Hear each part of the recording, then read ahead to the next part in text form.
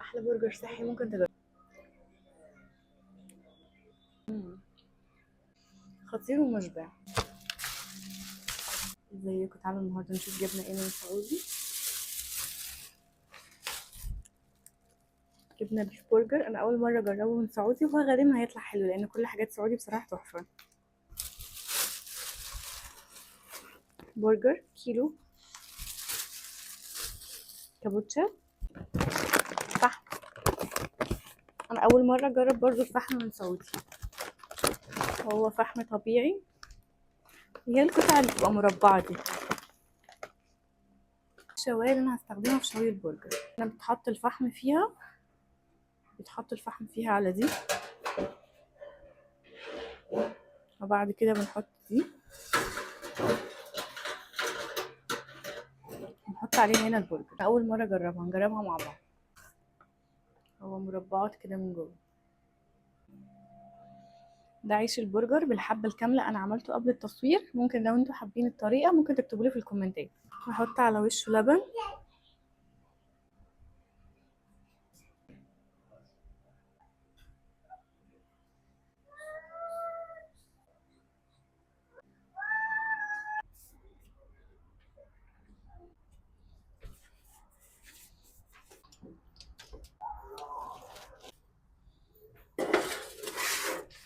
هنا كده بنحط الكايزر في الفرن.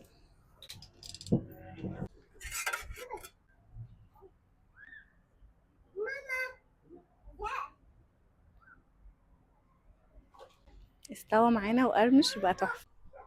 هنعمل تيست كده نشوف الشوى ولا لسه. لونه رهيب ده. سوا. هنا طبعا جارتنا عدت سلمت عليا فسلمت عليه. نقلب.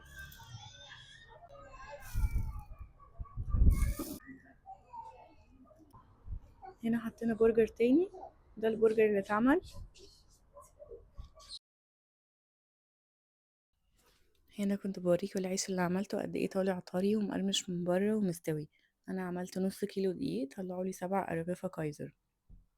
لو حابين الطريقه ممكن تكتبوا لي في الكومنتس ونعمل الفيديو مع بعض. هنا كنت بحط صوص تكساس والبرجر والتشيدر والخس. انا استخدمت صوصات دايت، انتوا لو حابين تستخدموا اي حاجه تاني معاها هيبقى تحفه بصراحه. برجر، جبنه، خس.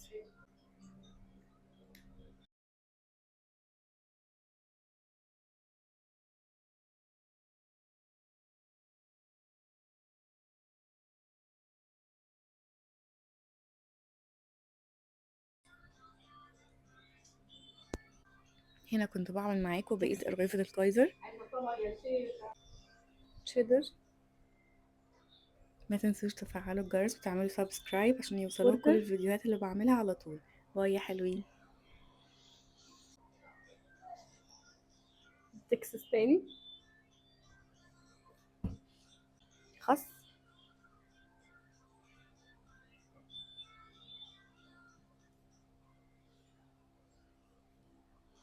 خس تاني.